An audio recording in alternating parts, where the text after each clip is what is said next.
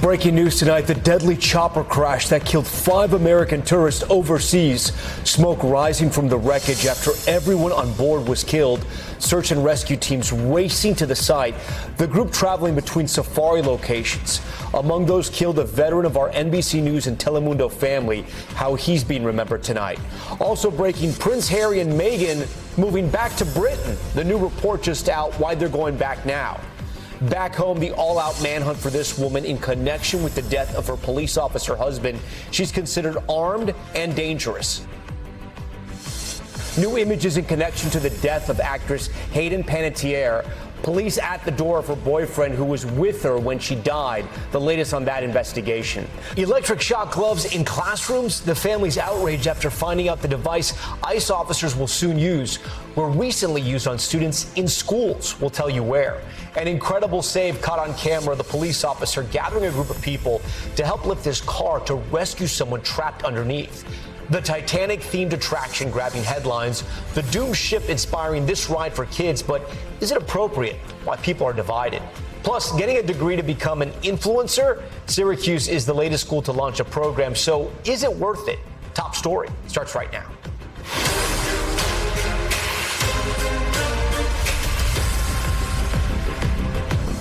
And good evening. We begin tonight with that deadly helicopter crash in Kenya. 5 Americans dead, including someone very close to many of us here at NBC News.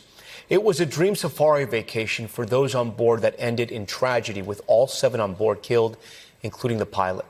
Images from the ground show Kenyan search and rescue teams who said they were slowed down by the difficult terrain and an active fire at the crash site. The helicopter carrying the group between 2 safari locations when it suddenly went down.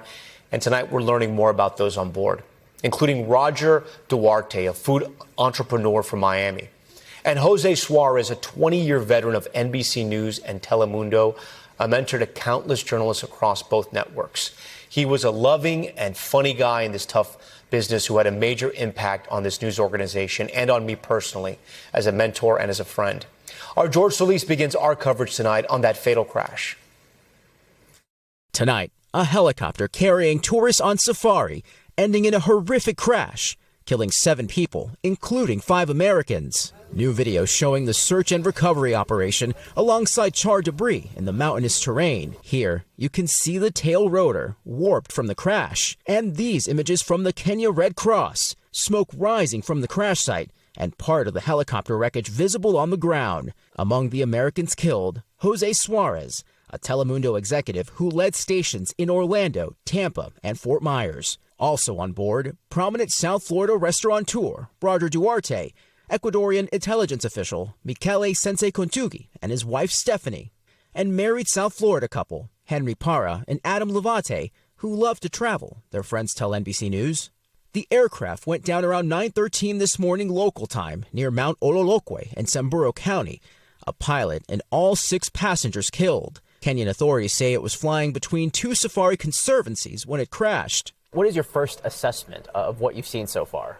Well, the investigators are going to look at the debris field. I think they'll look at the weather. I think they will look at any work, mechanical work that had been done on the helicopter. I think they will look at the pilot's training. The terrain is making the recovery effort difficult, with an active fire also reported at the crash site. Tonight, colleagues remembering Suarez, a more than 20-year veteran of NBC Universal News Group. Chairman Cesar Conde saying in a statement, "We are heartbroken by Suarez's death," adding he was an exceptional colleague who cared deeply about his teams. And we are all thinking about Jose and missing him so much, along with everyone else who perished in that helicopter. And George, I know you're hearing more from some of the victims' families. Yeah, that's right, Tom. The family of Roger Duarte, that food entrepreneur here in Miami, telling us tonight the magnitude of this tragedy is impossible to comprehend and that there are no words to express the depth of our pain. Meanwhile, the cause of that crash tonight remains under investigation. Tom? George Solis tonight for us, George. Thank you. We're going to turn now to a breaking development involving Prince Harry and Meghan. The couple expected to return to the UK years after they left. The move would make the UK their primary residence. Danielle Hamamjian reports from London. Tonight, a royal bombshell nobody saw coming. The Telegraph newspaper reporting that 6 years after they stepped down as working royals, Prince Harry and his wife Meghan are moving back to the UK along with their 2 children. The move, the paper says, will make the UK their primary base, with Archie and Lilibet, 7 and 5, to be enrolled in British schools starting in September. When asked by NBC, a spokesperson for the couple did not deny the reports. India, quite the bombshell tonight. How surprised were you and other royal insiders? I think it's fair to say that it has caught everybody off guard. I think it's very important for Prince Harry, for his children, to understand his own British heritage, his upbringing, the family that they are a part of on this side of the Atlantic. For now, the Telegraph reports the couple will not be reprising their roles as working royals, will not live in a royal residence, and their security arrangements still unclear. The couple left the UK for California in part because of what they said was unbearable treatment by the tabloids. Prince Harry's memoir later frayed tensions, describing the breakdown in the relationship with his brother and father. Last month, Harry was joined by Meghan and their children for a visit with the King and Camilla. It was the first time Charles, who's still receiving cancer treatment, had seen his grandchildren in 4 years. Danielle joins us now from outside Buckingham Palace. And Danielle, have we heard anything from the palace tonight? Yeah, no official statement from Buckingham Palace tonight, Tom, but a source familiar with the couple's plans tells NBC tonight that the king found out on Sunday and looks forward to spending more time with the Sussex family in a private capacity. In the meantime, I think many people will be asking, what does this move mean for Harry's relationship with his brother William? Well, royal insiders we've spoken to say, don't take this as an indication or a signal that the brothers are ready to patch things up. That might still take some time. In the meantime, we are expecting the Sussexes to be in the country by the end of August. They will not, Tom, be living in London. They'll be living outside the capital. Back to you. Okay, a lot of updates there, Danielle. We thank you. Back here at home, we're following tragic news out of Tennessee. 2 members of a college cycling team killed after getting hit by a driver. Several of their teammates rushed to the hospital. Aaron Gilchrist has the latest on their condition tonight. Tonight, a Tennessee college campus in shock at the tragic deaths of 2 sophomores. Halen Ingdahl and Braden Rogers were members of the Milligan University cycling team. They were among 11 student athletes on a training ride in Hampton, Tennessee, when they were struck by a car early this morning.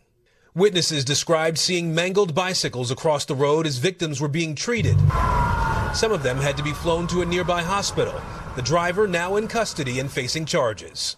John Benfield, age 69, of Newland, North Carolina, has been charged with vehicular homicide by recklessness, 2 counts. Milligan University is a private Christian college in Northeast Tennessee. Its president sharing an emotional message on social media, asking for prayers. Lord Jesus, we need you. Have mercy. Tonight, 4 of the surviving students are in critical condition in the intensive care unit. Aaron Gilchrist joins me now. And Aaron, what else can you tell me about the conditions of those survivors? Well, Tom, we did hear from the hospital where these young athletes are being treated tonight, and we're told that there are a total of 6 of these cyclists who are still in the hospital. 1 was checked out and was able to be discharged earlier today.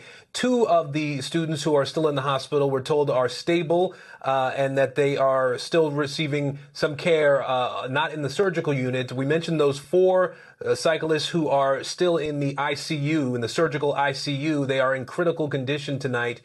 We weren't given any information about the types of injuries that these cyclists sustained. At the same time, Tom, it's worth noting that the district attorney there in that area of Tennessee did mention that the man who was driving that car is in custody now. He was booked into jail this afternoon, and he was asked whether alcohol may have been involved in this crash, Tom. He would not answer that question directly, saying that the investigation is still ongoing, but he reiterated that he's charged with vehicular manslaughter by recklessness. Tom? Okay, Aaron Gilchrist first. Aaron, thank you. Now to the extreme weather threat across the country. Powerful storms charging across the Midwest, putting areas already hard hit at risk once again. And right now, more than 80 million face dangerous heat alerts, with many students heading back to school in those searing temperatures. Our Priscilla Thompson has the details. Tonight, heat-fueled thunderstorms drenching parts of the heartland. It comes after severe weather overnight ripped the roof off this apartment complex in Kansas City, Missouri, displacing dozens of residents. Pretty inconvenient, especially since our cars are buried under the debris. We can't drive anywhere. West of Houston, the combination of extreme heat and stifling humidity has made it feel as hot as 107 degrees this week. This team has been practicing since before sunrise, trying to beat that dangerous heat. How concerning is the heat that we're seeing this week? Very concerning. Schools in Katy taking multiple extra precautions to protect students. If the normal time for recess is 30 minutes, well, perhaps it goes down to 15 minutes to limit the time that the students are in the heat. Across Houston, firefighters responding to more than 150 heat emergencies already this month. This is not normal heat. No, this is triple digit, and then you throw it in the humidity. That's tough on the body, no matter what age you are. And tragically, north of here in Dallas County, police say a 5-year-old girl died after she was left in a vehicle after returning home from school Tuesday. Priscilla Thompson joins us now from Houston. Priscilla, officials there are warning families they may not realize how much that heat is affecting them. Yeah, Tom, because this is a days-long heat wave, and so it really starts to build on your body over the days. First responders here telling us that, in particular, they get a lot of calls for people who are unhoused and construction workers, and a lot of what they see is dehydration. So the message from them tonight is to stay hydrated and minimize that time outdoors. But look at this map. You have more than 80 million people who are under heat alerts, so many people affected, and for some, no end in sight. Tom? Priscilla Thompson for us. Priscilla, thank you. Now to another developing story, the alarming new record for America's wallet. The national debt topping a staggering $40 trillion. You can see the string of digits here with the United States officially in the red by an eye-popping amount and counting. You can see the image, how big it is right there, and it continues to grow throughout this broadcast. Okay, we're going to move on now to a surprising night of primary elections showing powerful backers can only get a campaign so far in 2026, whether it's establishment Democrats on the left or President Trump on the right. A stunning upset in Florida's Senate primaries, adding another Democratic socialist to the party's front lines for the midterms. Progressive Angie Nixon sweeping the moderate opponent, Alex Vindman, who was favored to win. And on the Republican side, a tougher night than usual for President Trump's endorsements. The president's pick for Governor Byron Donalds winning that nomination, but 3 other Trump-backed candidates losing their primaries. I want to bring in our political pros that are going to join Top Story tonight. Tiffany Smiley is the founder of Endeavor PAC, and Yemisi Egbawale is a senior fellow at Third Way and former chief of staff at the Biden White House press office. We thank you both for being here. So, Yemisi, I'm going to start with you. What is your take, and can we pull anything for the entire country on what happened yesterday? I don't think Democrats are really going to pull much lessons from Florida. Florida isn't even really, this race isn't even something that people, I think, were closely paying attention to and saw it as our path towards getting a majority in the Senate. Look, Alex Vindman was just simply not a good candidate. I don't even want to look at this as some kind of establishment-backed candidate. Most of his donations came from out of state. Frankly, until maybe about a year ago, I think he lived around the Washington, D.C. area. I'm from Florida. I didn't know he was from Florida. I'll be honest. I was very confused yesterday. Yeah, he went up against a Florida state lawmaker who, regardless of if she's a bit more progressive than I think I would like for a Democrat running in Florida, but she's a Floridian, and she had a history there and a connection to the people that lived there. Tiffany, does this make you just sort of chomp at the bit a little bit? You have a Democratic socialist now running in Florida. What do Republicans think? Yeah, I think this is really bad for the National Democrat Party. It's a bad night for Chuck Schumer and Hakeem Jeffries. There was he raised $16 million and he lost. He lost, decidedly. Yeah. And so the Democrats have a lot to look at in this race. Nixon is a far left progressive candidate. She's saying really, really wild things, and she's already defined. So the Democrats are going to have a hard time defining her. It kind of reminds me of Kamala when she ran, because she was already defined as sort of this do-nothing vice president, and she just never had enough time to define herself within the Democrat Party. What do you say to that? I mean, the voters will ultimately decide. Yeah, well, I think Nixon is, quite frankly, I don't even think she really needs the DSA moniker. She didn't have a whole slate of them come down and campaign on her behalf. She didn't go on a stream with Hassan Piker. She was asked directly about him, and she said, I don't even really know who that is. She was asked about defund the police, abolish prisons, which is like foundational to their platform. And she said, No, I don't believe in those things. So I think she is running a different kind of race, which you have to do in Florida. But frankly, it's a very uphill battle. And I think that people like Chuck Schumer are going to direct some funds maybe to Texas, Michigan, even Iowa. I noticed you said DSA, and I just wonder, is that something Democrats would rather use, a phrase they would rather use than saying Democratic Socialists of America? I'm just wondering, or is it just shorthand? You know? I think it's just shorthand, but I don't think you can run on a socialism first platform in Florida where you have a large Latino population, large Cuban population that is like dealt with that kind of those effects directly. But also, when you run in the South, you're also running with a very loyal base, and that is black women. And so I think she was able to capture the energy and attention of that base. Alex Vindman didn't even want to debate her. And I think that assuming that you get a position simply because you are a prominent figure during the Trump won resist lib era is a little bit too much forthright for me. But then it's like, are the Democrats, they have to wake up and realize you can't just run against Trump. You have to offer the American people something else in a vision. I think that's what we're seeing with the DSA sort of taking over. It's like a referendum on the status quo. Speaking of President Trump, it was a so-so night for him, right? Because, he had 3 candidates that lost that he backed. No one bats 1,000. Yeah. And his endorsement is one of the most powerful endorsements in history, in political history. And conservatives want his endorsement. It is a good thing, and it will be powerful in the general elections. Speaking of, let's talk about another candidate backed by President Trump, Darlene Graham, right? Because there's some criticism today. She's obviously the sister of the late South Carolina Senator Lindsey Graham. She had a rough time handling some questions, especially on Taiwan. Let's take a listen at this debate last night.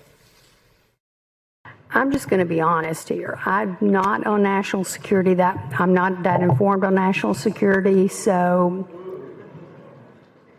But I do support the military. National security is not my thing, not my area of expertise. You're going to be a United States Senator. You should know what's going on. You're also replacing your brother, who did know a lot about national security. Obviously, she wasn't in the Senate for as long as Lindsey was. But that was a pretty terrible answer. Yeah, and I'm sure if she could take it back today, she's being honest. She's being honest. Maybe that is endearing to voters and refreshing in the political world.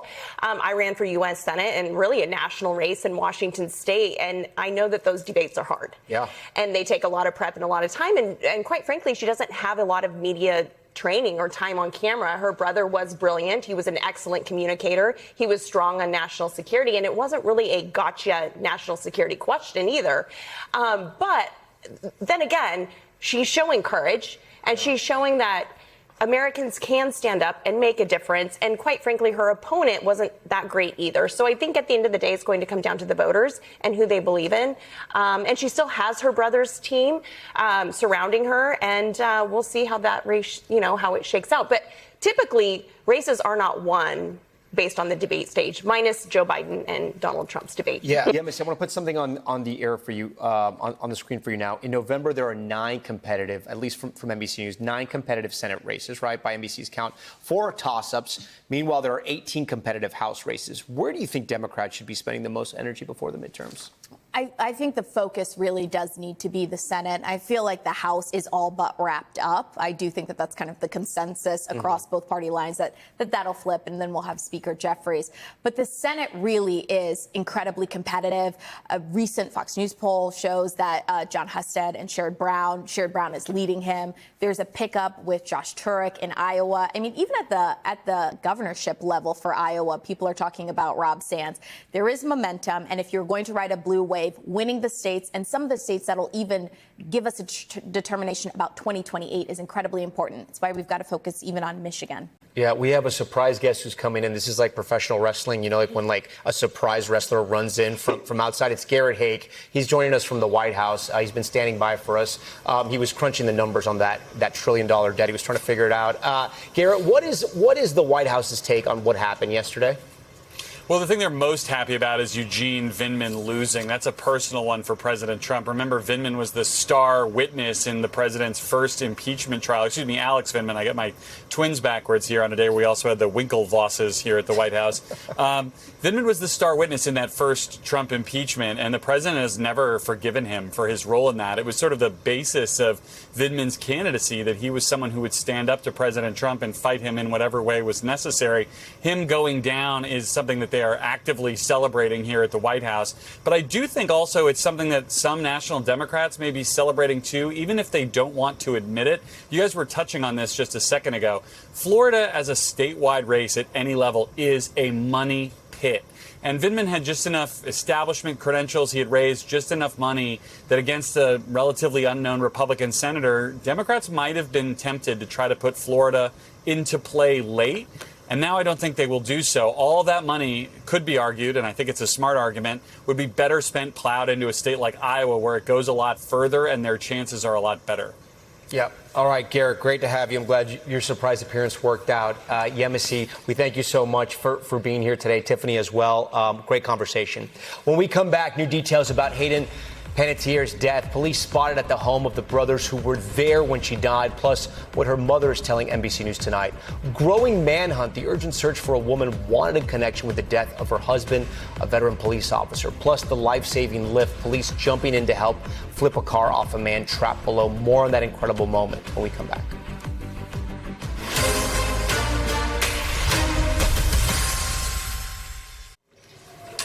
We're back down with an update on the investigation to the death of actress Hayden Panettiere.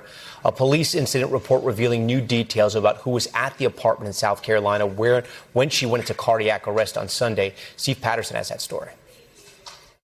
Tonight, new images of police at the doorstep of the men who were with Hayden Panettiere when she died. Taken this morning, you can see Greenville police outside the home of Brian Hickerson and his brother. 2 squad cars are parked out front as officers can be seen walking up to the porch. Greenville police telling people that officers responded to a call for a welfare check at the home and that it was unrelated to the Hayden Panettiere death investigation. And new tonight, we're seeing Hickerson in Greenville for the first time since Panettiere's death. Meanwhile, the actress's mother telling NBC News that police are investigating her daughter's death and that a narcotics investigator has been brought in. Neither Greenville police nor Hickerson have responded to NBC News' request for comment. Greenville police have said a preliminary investigation did not show evidence of foul play or suspicious circumstances. Panettiere wrote about her relationship with Hickerson in a recent memoir describing abuse she says she suffered. Shortly after, Hickerson admitting to some of the allegations in an interview with TMZ. I had a lot to drink, and I got physical with her, and I got arrested, spent the night in jail. All right, Steve Patterson joins us with that here. So, Steve, we're getting new details from the coroner's office as well?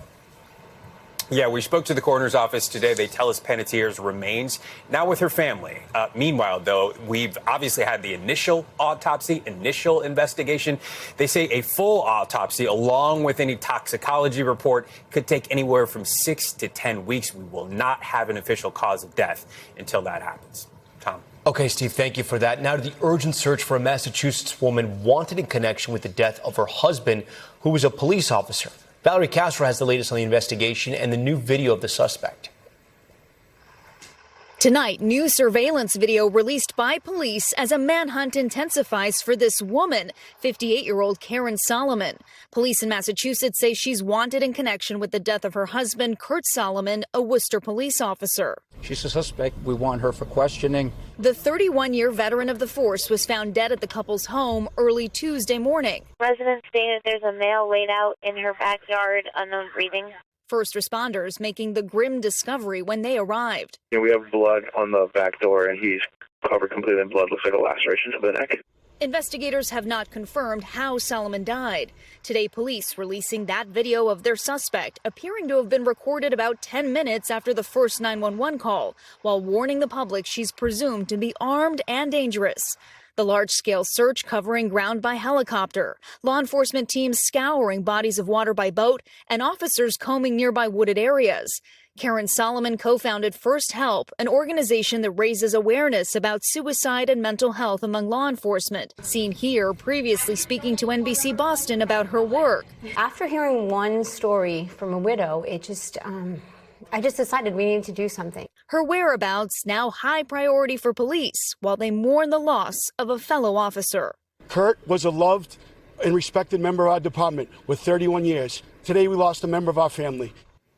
Valerie Castro joins us live. Valerie, do we have any sense of where she may be? Tom, if they are focusing on one particular area, it's not something they're making known to the public. What they are saying is they are still actively searching for Solomon. Yesterday, they issued a reverse 911 call for residents within a 2.5-mile perimeter of the scene, warning them that she is presumed to be armed and dangerous. But they say if anyone spots her, they should not approach her, but call police. Okay, Valerie Castro first. Valerie, thank you. Still to come tonight, the major legal development in that deadly track meet stabbing case, why the trial judge will be replaced. Plus, the potential skin cancer breakthrough, the new treatment that could change the fight against melanoma.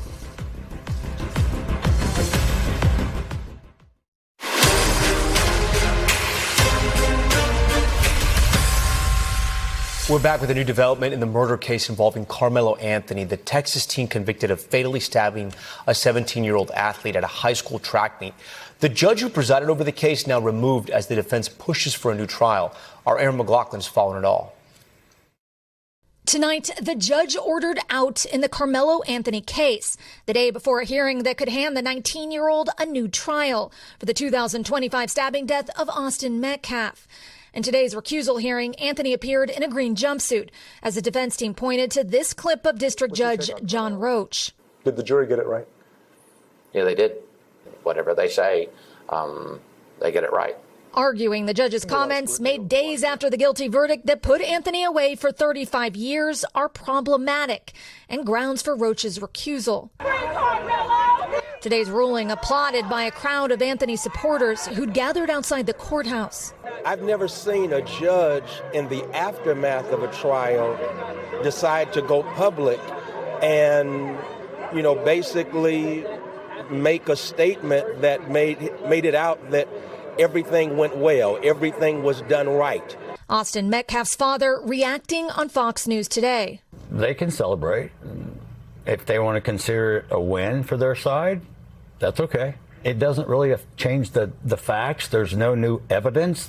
The presiding judge said he believed Roach could be fair, but removed him anyway, ruling that an outside person would have concerns about his impartiality to preside over the divisive case, in which prosecutors argued Anthony stabbed Metcalf in the chest at a high school track meet after he refused to leave a tent that belonged to Metcalf's team.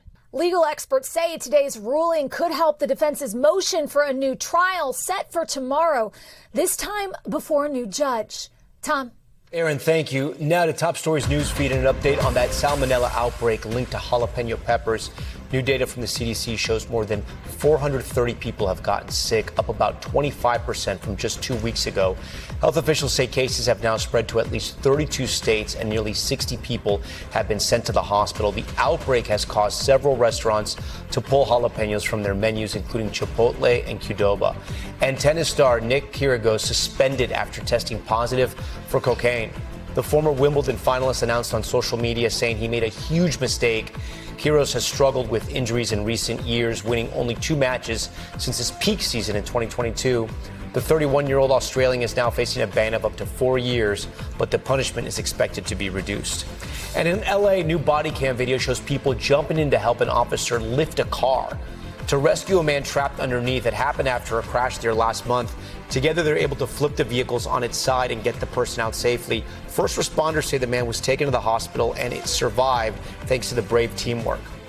Okay, we're going to turn now to those electric shock gloves soon to be used by ICE officers. Some parents in one Nebraska city surprised to learn those gloves have already been used in their local public schools. NBC's Julia Ainsley reports. Do any of the school resource officers here tonight have those gloves on them? If so, I'm willing and I'm volunteering to be shocked right here, right now.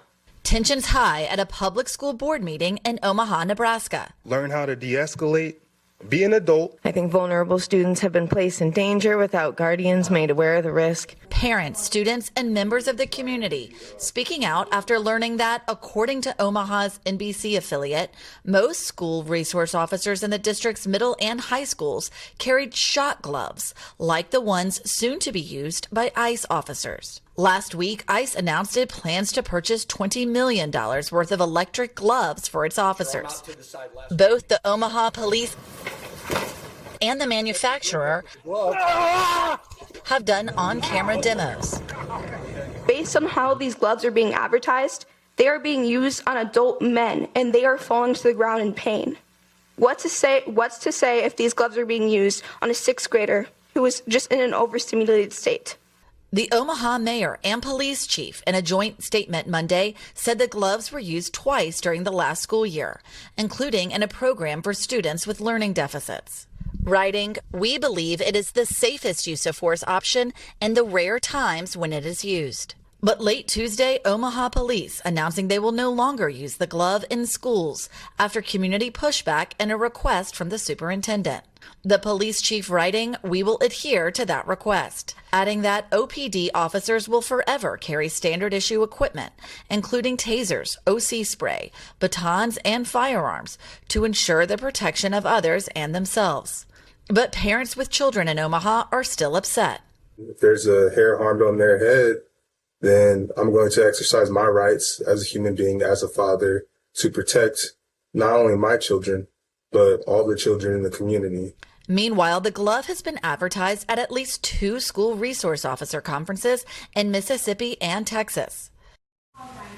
Julia Ainsley joins Top Story tonight. So, Julia, where do things stand right now with ICE and these gloves you were just showing us? Well, Tom, I actually just spoke to a senior DHS official tonight who said that contract has not yet been finalized, but they expect it to be within the next 2 weeks. What we reported last week was that they had found a supplier, Compliant Technologies, and chosen the gloves that they want to use. And despite this public backlash, including how the gloves are used locally, like in schools, and people saying that ICE should not be using these in the fields, this official tells me they have every intention to move forward. And it's just a matter of how quickly they can get enough of these gloves out to every ICE officer in the field. They say it will be done as the latest March. Okay, Julia Ainsley for us again. Julia, thank you. Now to Top Story's health check and the possible cancer breakthrough. A new vaccine showing promise at preventing melanoma from returning. Ann Thompson with what a new trial is showing. A potentially pivotal moment in the fight against high-risk melanoma.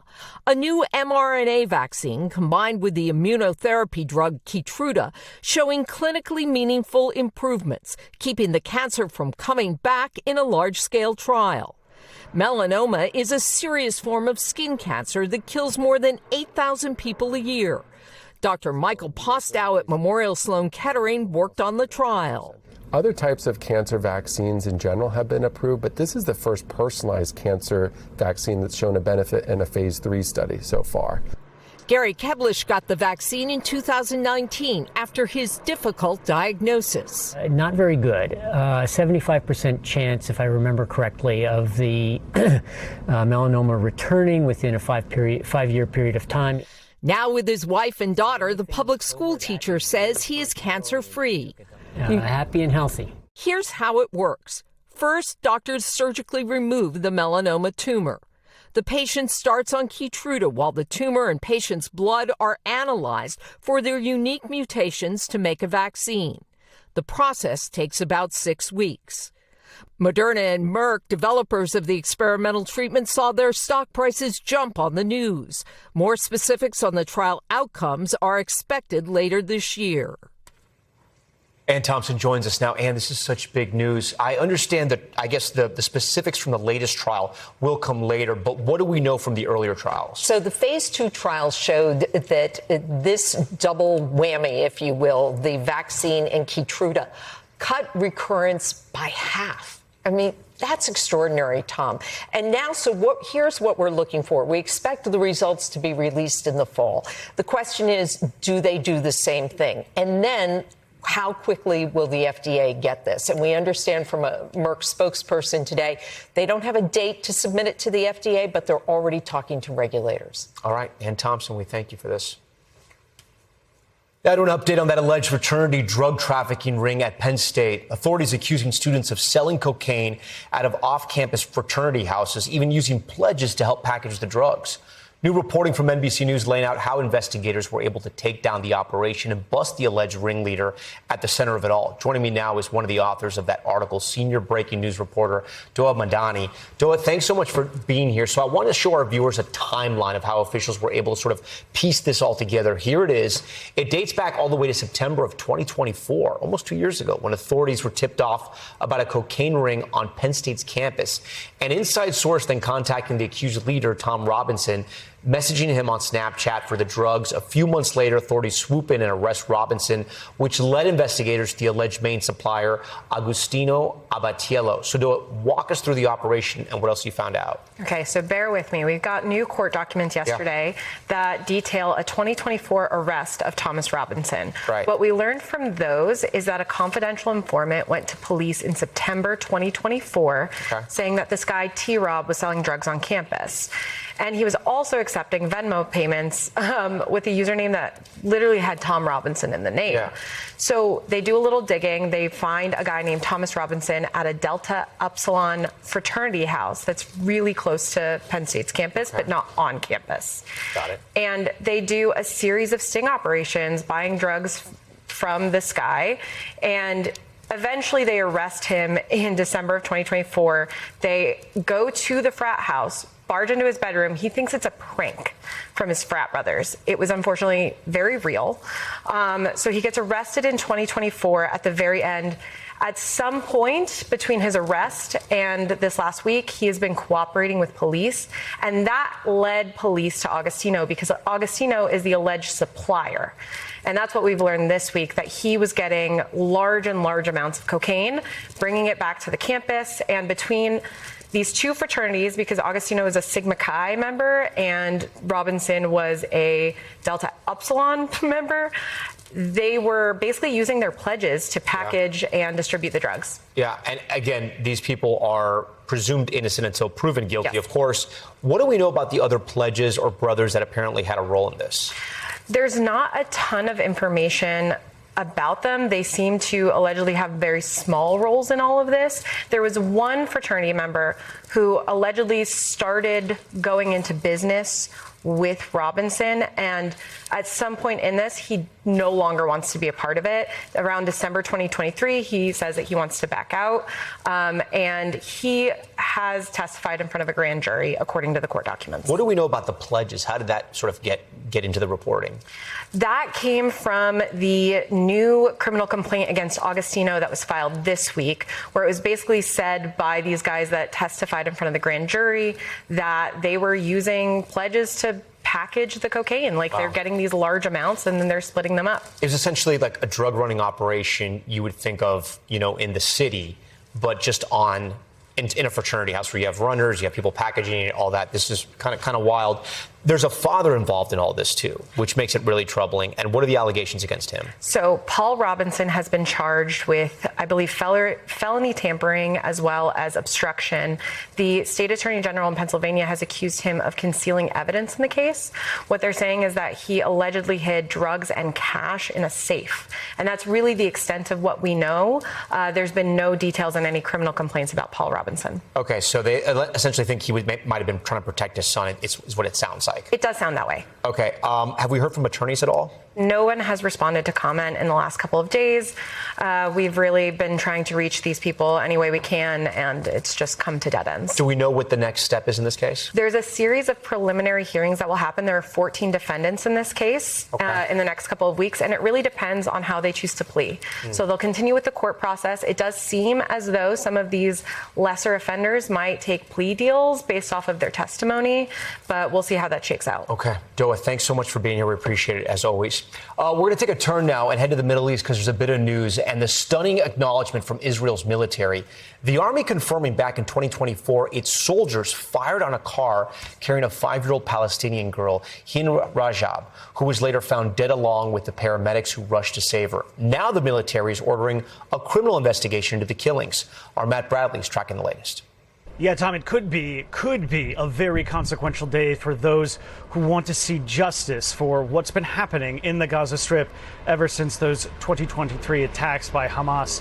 We just saw from the IDF what looked like the first acknowledgement that there could have been criminal wrongdoing, referring to very high-profile cases from the past couple of years to a criminal probe. And this is the first time we've seen that done by the IDF so far in the fight in the Gaza Strip. So this is a big moment. These are two really pivotal cases. One, the killing of the young girl, Hind Rajab, in her car after all of her family members had been killed.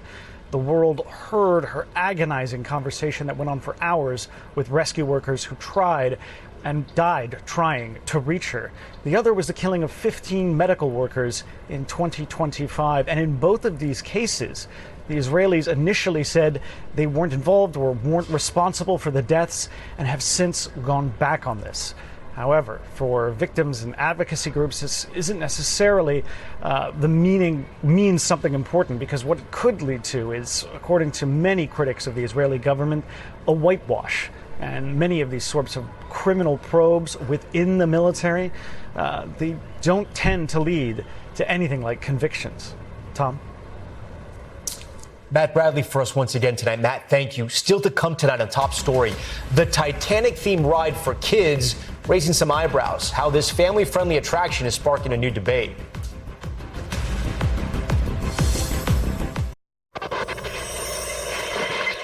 Back now with Top Story's Global Watch. In the UK, a family farm is making headlines for one of its attractions for kids.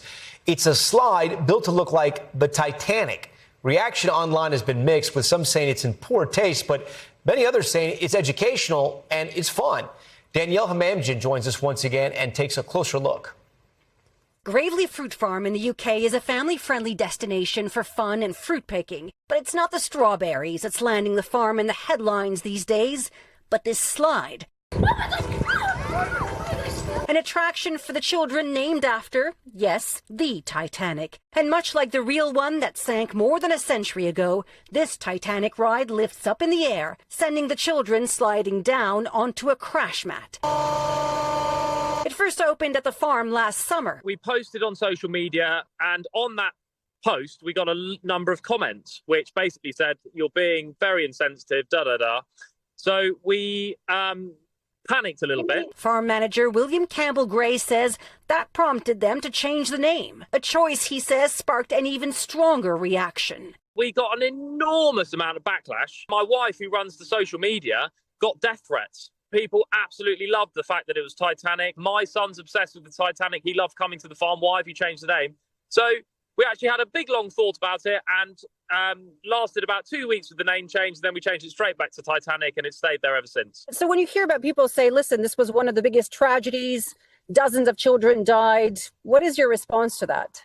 Well, my response would be that we're not making the fun of the dead at all. We're not insensitive at all. It's actually very much a sort of in memory of Titanic. The reaction online this summer? Well, some commenters calling it distasteful, with one writing, "So odd to have a children's ride themed around one of the worst tragedies in history." But the majority of the comments in support, with one writing, "I'm glad you didn't change the name." Alex Dodman visited the farm last year. It didn't bother me at all. When we were there, my kids learned about the Titanic. There's a similar attraction at another farm in the UK, and inflatable slides are popping up at kids' birthday parties. This one appearing to have an entrance for first-class passengers. The iconic 1997 film about the doomed ship is one of the highest-grossing movies of all time. We need to remember that Titanic, number one, it is a disaster, and there was a great loss of life, but it's also a really big cultural phenomenon. A sunken ship that still has its grip on culture today. Danielle Hamamjian, NBC News, London. When we come back, it's a dream for many kids nowadays, becoming a famous influencer. Several colleges now offering classes to help make students make careers out of creating content. We'll hear from the head of a new program at Syracuse right after this. Finally tonight, we're back with the universities betting big on social media, ready to teach the next wave of influencers. It's a world that can be lucrative. Just take a listen. Here's how much I made the month of July as a full-time content creator. $10,450 as a full-time micro-tiered content creator. For the month of April, I made a total of $24,846. This has been like the highest paying month so far. $11,000 for just views alone is actually insane. That's what I personally have been making on social media as of late, but every single person is so different. Well, it's not as easy as it sounds. The creator economy is expected to be worth $480 billion by 2027. That would be double what it was in 2023. A lot of creators earn their money through brand deals, which can pay out tens of thousands of dollars per post. Now, colleges are trying to cash in as well.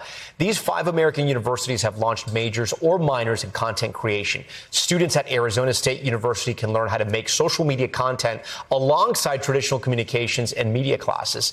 And starting this fall, students at Syracuse can learn how to build a brand, monetize their content, and grow their followers with a new minor focused on the creator economy. We're joined now by the executive director of that program at Syracuse, Ryan Schramm. Ryan, thanks for joining Top Story. I appreciate it. Walk me through how this minor works. What are you teaching, and what do you hope students walk away with? If they truly are paying for this education, what are they going to get in return? It's great to be here, Tom. So really the idea of our creator economy minor here at Syracuse was bringing together 2 top schools in their respective field, the Newhouse School of Public Communication and the Whitman School of Management, so that students had the opportunity to understand both the art and the science behind this growing creator economy. Yet when you think about it, there are 50 million people participating in the creator economy globally this year. And it's not just the creators themselves. It's oftentimes the individuals behind the scenes, those that may work at brands, like you pointed out, for those various sponsorship deals, or even the agents and managers who are helping create them and bring those to life. So our goal here at Syracuse and with the Center for the Creator Economy is to be able to equip students for those wide range of career opportunities, as well as specialized curriculum to bring that all to life. I get that. And Syracuse has such a great reputation when it comes to your communication school. We have a lot of journalism graduates from Syracuse that work here at NBC. There are a lot of influencers out there, right, who are already making a ton of money, and they presumably didn't study this in school, right? So what makes this minor worth it, would you say? Well, I think it's a really fair argument to say that if all you want to do is go out and try to get rich quick, you may not need a 4-year education. But for those that are thinking about being a creator as truly a profession, what we've heard from students and from industry alike is they're looking to higher ed to be able to really help equip those individuals for the entirety of that journey. Because when you're a creator, you're also by default a small business, Tom. And so being able to understand not only how to create very compelling content, but equip yourself to be able to make sure that your business grows and that you have a career worthy of doing that is definitely in line with why people would want that 4-year education. Here at Syracuse, we take it one step further. Our alumni network, those that are in industry doing those things, including at NBC News, like you mentioned, are one more added advantage that gives our students a leg up, whether they want to contribute in front of the camera or behind it. Okay, Ryan, that's it. Now we're gonna have to get a little more intense here, all right? I feel like we're all on talking points here. So let me ask you a question. Who's going to teach this course, right? Because, I mean, you get a typical university professor. They're my age, maybe they're older. What do they know about teaching the younger generation about social media, something they grew up with? Totally fair, Tom. Look, one of the advantages that we have at both the Newhouse School and the Whitman School is that our faculty have lived in industry. So they understand these spaces.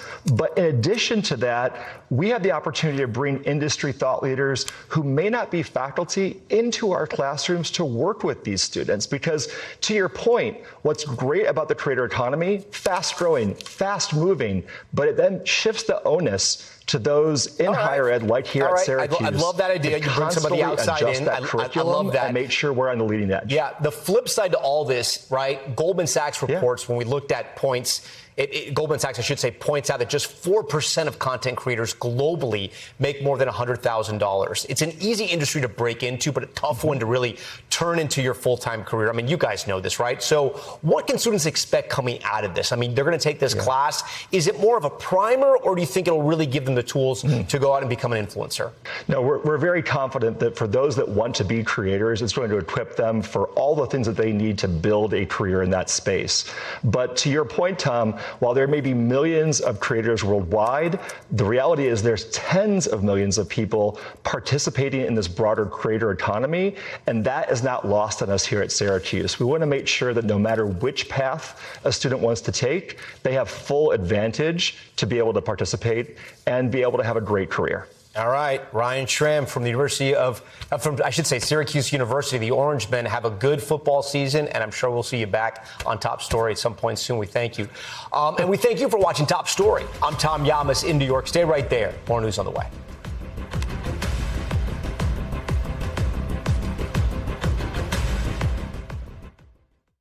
We thank you for watching, and remember, stay updated on breaking news and top stories on the NBC News app or watch live on our YouTube channel.